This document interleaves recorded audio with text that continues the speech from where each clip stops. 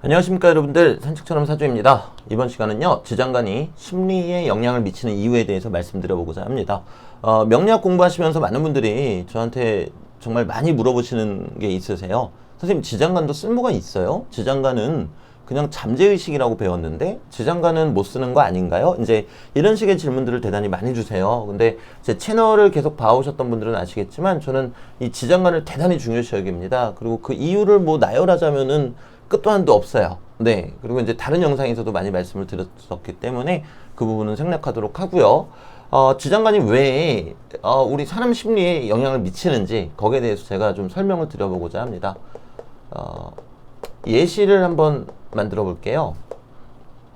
기사, 그리고 뭐 신축 이렇게 만들어 보겠습니다.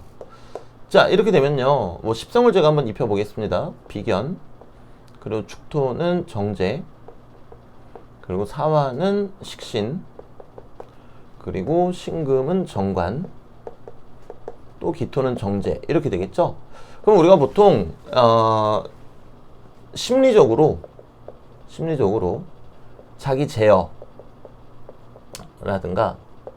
또는 강한 책임감, 또는 뭐 이제 사람 눈치를 보기도 만들죠. 네, 왜냐면은 사람 무리들 속에서 내가 이 눈치를 좀 보는 그런 것들을 관성이라고 합니다. 그 중에서도 편관이 있으면 대단히 그런 부분이 강하다라고 이야기를 하죠. 근데 여러분들 지금 딱 보시면 어때요? 편관이 없죠?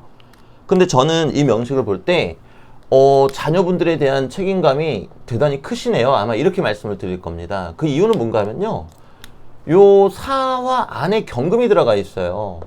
지장간에 있는 건 쓸모없는 거 아닌가요? 근데 여기가 이제 아랫사람 자리, 자식 자리잖아요.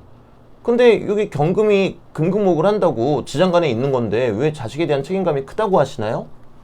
근데 그럴 수밖에 없어요. 제가 그 이유에 대해서 설명을 드리자면은, 지장간 안에 경금이 있다라는 거는요, 우리 예를 들어서 시운이라는 게 있잖아요. 시운에서 천간에 경금이 들어왔을 때 지장간, 땅속과 하늘이 연결이 되어 버립니다.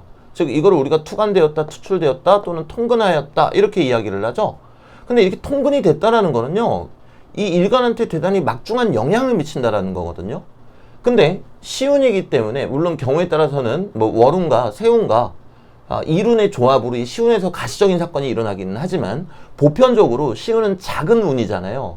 작은 운이다 보니까 시운에서 이 명식은 경금이 들어올 때마다 통근해 버리는 거예요. 어디? 아랫사람 자리 속에, 지장간 속에 있었던 경금이 천간으로 올라와서 일간을 억누르게 됩니다. 그럼 아랫사람에 대한 책임이 무겁다라고 얘기할 수 있겠죠. 근데 여러분들이 이제 생각해 보시면 너무 당연한 얘기인데요, 지장간 속에 이렇게 경금이 있는 사람은 하루에 최소한 뭐 한두 번씩은 경금이 올 거란 말입니다. 시운 때문에. 그러면 이 하루에 최소한 한 번씩은 이 심리를 매일같이 겪는다라는 거예요. 이게 시운이니까 그때마다 가시적인 사건이라고 생각하실 필요는 없겠죠. 근데 심리적으로는 매 순간 겪는다라는 겁니다. 그러면은 하루에 한 번씩 자식에 대한 이 경금을 강하게 느끼게 되는데, 이 사람이 자녀에 대한 책임감이 없을까요? 자녀를 낳은 이후로 하루도 빠짐없이 매일같이 이 운이 지금 들어오는 거잖아요. 그죠? 네. 그리고 저는 이제 이분을 보고 마찬가지로 본인을 좀 한편으로는 드러내기도 하시는 분이네요. 이제 이렇게 말씀을 드릴 거예요. 왜 그런가 하면요, 우리가 나를 드러낸다라는 건 목생화, 화기운이 있어야 되잖아요. 근데 겉으로 보면 어떻습니까? 화기운이 아예 안 보이죠? 자, 근데 저는 왜 그렇게 말씀을 드릴 건가 하면요, 인중에 병화가 있습니다. 그럼 마찬가지로 시운에서 병화가 올라올 때마다 통근이 되어버리죠? 그럼 이 사람의 심리에는 하루에 한 번씩 이 병화가 올라오게 돼버리니까 이제 그런 형태, 이제 나를 표현하겠다, 이런 것들이 자주 드러나게 되더란 말이죠. 자, 지금 이제 왜 지장간 속에 있는 게 이 사람의 심리에 크게 영향을 미치는지 이해되셨죠? 근데 여기에서만도 안 끝나요. 제가 다른 영상에서도 말씀드렸지만, 사화하고 축토는 뭡니까? 사유축의 축토와 사유축의 사화죠? 그러면 또 지지로 유금이나 사화가 올 때마다 유축 반합 또는 사축 반합을 해버릴 거란 말이에요. 그럼 금기운이 형성이 되어버리죠? 그럼 금기운이 형성이 된다라는 거는 일간을 짓누르고 있다라는 거잖아요. 그러면 야, 이게 통근만 돼서 하루에 한 번씩 통근이 되는데 그거 갖고도 심리에 영향을 미치는데, 천간하고 지장간이 연결되는 통근뿐만 아니라 지지에서 이렇게 삼합의 운동처럼 딱 뭐 금기운으로 묶이거나 이렇게 되면 그렇잖아요. 유시도 매일마다 올 거고 사시도 매일마다 올 거거든요. 그럼 이 사람은 유시하고 사시마다 금기운이 더 강하게 형성이 된다라는 거예요. 물론 유금, 사화 중에 뭐가 오는가에 따라서 해석을 달리 해야 되겠지만 아무튼 금기운이 강해진다라는 것은 변함이 없겠죠. 그러면 근데 시주에서도 사화가 있어요. 그럼 여기서도 마찬가지로 유금이나 축토가 올 때마다 사유반합, 사축반합 하면서 금기운이 또 형성이 되겠죠. 자, 어때요? 지금 이 상태로 놓고 보시면 결국에 이 사람의 심리가 보이죠. 양 옆에서 조직 자리, 직장 자리, 부모님 자리, 자식 자리에서 금기운이 나를 짓누르고 있더란 말입니다. 나를 제어하고 있는 거죠. 그럼 우리가 8글자로 보지 말고요. 물론 6글자만 써놨지만 8글자로 보지 말고 이 사람이라고 생각을 하고 한번 느껴보자고요. 이거는 그냥 단순히 우리가 막 뭐 신비주의적인 같은 게 아니에요. 학문입니다. 네. 그러면 하루에 한 번씩 유시하고 사시마다 윗사람, 직장, 손 아랫사람, 자식에 대한 책임을 계속 느끼도록 만들어 놨잖아요. 근데 이 사람이 관성이 겉으로 드러난 게 없다고, 또는 정감만 있다고 책임이 그렇게 무겁지는 않아요. 이거는 말도 안 되는 소리거든요.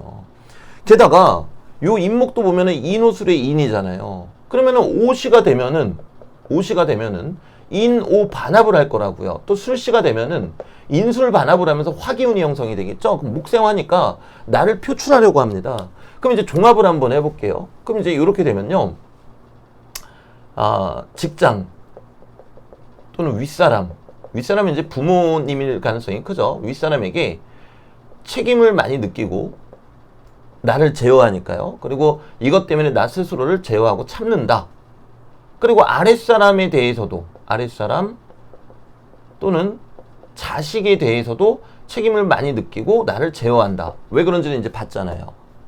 자, 그런데 여기에서 인호반합하면서 화기운으로 뭉쳐버리니까 목생화니까 나를 표현하는 기운이잖아요. 그럼 이제 종합을 해보는 거예요. 한편으로는 나를 표출하려고 그래요. 한편으로는 나를 제어하는 것을 깨부수고 나가고 싶단 말입니다. 그럼 결과론적으로 나의 어떤 마음의 수양이 제대로 안 돼 있다면요, 짜증이 많은 사람이 될 수가 있어요. 왜? 양 옆에서 일간을 막 짓누르고 있는데 여기에서는 인호반합, 인술반합하면서 목생화로 이거를 뚫고 나가려고 하잖아요. 그럼 내가 막 뭘 하려고 하는데 그거를 막 못하게 막는 게 있어. 또는 나를 막 막는 게 있는데 내가 그걸 뚫고 나가고 싶어. 그럼 이 사람이 이제 심리가 느껴지시죠, 여러분들? 뭔가 쥐어 짜내는 듯한, 그리고 어떨 때는 대단히 불안하고 어떨 때는 대단히 짜증이 많이 날 수도 있는, 그리고 항상 그 무거운 책임감에 시달리면서 살아야 되는, 이렇게 여러분들이 종합적으로 8글자가 아니라 이 사람으로서 느끼시면은 이 사람이 갖고 있는 심리가 어떤가, 이런 부분이 잘 드러나게 된다라는 거죠. 제가 이번 영상을 통해서 지장간이 왜 심리에 영향을 미칠 수밖에 없는지 그 부분에 대해서 2가지로 말씀을 드렸어요. 첫 번째는 시운으로 항상 지장간 속의 기운이 통근이 될 거기 때문에 하루에 한 번씩은 그 상태로 1년, 10년이 지나봐요. 그 사람의 심리로서 자리매김을 합니다. 이건 당연한 겁니다. 그리고 2번째는 삼합의 운동으로 인해서 이 지지로 들어오는 글자들하고도 합을 해버리기 때문에 그 해당 기운으로 형성이 되더라. 뭐 이를테면 제명식 같은 경우도요, 자수가 있잖아요. 물론 이제 디테일하게 해석하는 거는 명리가의 몫이겠죠. 근데 자수가 있으니까 저 같은 경우도 신금이 들어오잖아요. 그러면 생지가 생지인 신금이 들어오면서 금생수를 강하게 해주겠죠. 사실은 신중에 임수가 있어서 그런 거잖아요. 그럼 여기 있는 수기운이 엄청 강해지겠죠. 그러면 이 사람이 정관이니까 괜찮아. 그게 아니라 지장간 속에 임수가 있잖아요. 그럼 뭔가 무거운 책임감을 느끼는 사람이구나. 조직적으로 또는 윗사람한테 그리고 아랫사람한테 느끼는구나. 이렇게 생각하시면 된다라는 겁니다. 그래서 단편적으로 여러분들이 막 네이버나 이렇게 치셔가지고 뭐 정관, 편관 하면 이렇게 나오는 이야기들이 있잖아요. 그 이야기들이 틀린 이야기는 아니에요. 그런데 그 사람의 심리, 그 이면을 보기에는 좀 아쉬움이 있다라는 겁니다. 왜냐면 과거에는 사람의 심리를 관찰할 필요가 없었거든요. 내가 어떤 가문이냐, 어떤 사회 속에 살고 있냐에 따라서 그냥 정해지는 부분이 많았기 때문에. 하지만 현대사회는 단언컨대 그렇지 않다라는 거죠. 여기 또 하나 예시 들어볼까요? 여기 만약에 경금이 있잖아요. 그럼 진짜 난리 나겠죠. 이 경금은 화극금인 것처럼 보이지만 이제 한번 떠올려 보세요. 운에서 임수가 들어오면 어떻게 되겠습니까? 같은 양간인 임수를 크게 생해주겠죠. 그럼 여기서 임수가 크게 생해지니까 이 병화일간 입장에서는 엄청난 부담이 되겠죠. 그리고 이제 더 디테일하게 볼 수도 있어요. 제가 한번 예시를 들어봐 드릴게요. 병화일간이 이렇게 있는데 바로 옆에 임수가 있어요. 이렇게. 그러면은 신중의 임수가 이렇게 올라와 있죠. 그러니까 나를 제어하는 것들이 너무 강하다. 아랫사람에 대한 책임이 무겁다. 이렇게 얘기할 수가 있어요. 자, 그런데 두 번째 경우는요. 조금 바꿔볼게요. 경신이에요, 이제는. 얼핏 보면은 경신은 내가 화급금하는 거니까 문제가 없어 보인단 말입니다. 하지만 시운에서 임수는 항상 들어올 거 아닙니까? 그러면은 신중에 임수가 있는데 이게 통근도 됐고요. 그 상태에서 경금이 있으니까 금생수를 강하게 하겠죠? 자, 어때요? 왼쪽은 애시당초 자리를 잡고 있으니까 어느 정도 예상이 돼 있어요. 내 부하 직원들은 맨날 사고 쳐가지고 내가 계속 그 일을 해야 돼. 그런데 오른쪽은요. 임수가 없이 경금이 있잖아요. 근데 이 경금이라는 거는 임수를 크게 생해줄 준비를 하고 있는 아이예요. 그러면 이 사람은 겉으로는 드러나 있지 않지만 어느 날 갑자기 부하 직원이 사색이 돼서 찾아오는 거죠. 선생님, 사장님 저 사고 쳤어요. 금고를 어쩌고 저쩌고 했는데 막 이러면서 난리가 나는 거죠. 그러면은 심리적으로 봤을 때는요. 어떨 것 같으십니까? 물론 양쪽 다 이 임수의 극으로부터 자유로울 수 없겠지만 오른쪽은 너무나 갑작스럽죠? 겉으로는 안 드러나 있었으니까. 그럼 이쪽이 주관적으로는 더 크게 느끼겠죠. 이런 식으로 여러분들이 이 명리학을 통해서 사실은 MBTI보다도 그 사람의 심리에 대해서 더 자세하게 알 수 있다라고 생각을 합니다. 제가 지금 말씀을 안 드린 것 뿐이지 이렇게 여러분들이 조합을 하시면서 면면히 들여다보시면은 이 사람이 어떤 사람인가에 대해서 나올 수 있는 것들이 무궁무진하게 많거든요. 그래서 이번 시간은 이 지장간의 기운이 왜 심리에 크게 영향을 미치는가와 더불어 이제 이런 우리가 생각하지 못했던 왼쪽은 편관이 드러나 있으니까 존재하고 있는 건데 오른쪽은 편관이 없고 경금이 있다가 운에서 임수가 들어오게 되면 금생수를 강하게 해주니까 강하게 드라마틱하게 나한테 영향을 미친다. 이런 것까지도 한번 여러분들 명식 보시면서 생각해 보시면 좀 의미가 있지 않나 그런 생각을 해봅니다. 네, 저는 이만 가보도록 하겠습니다. 감사합니다, 여러분들.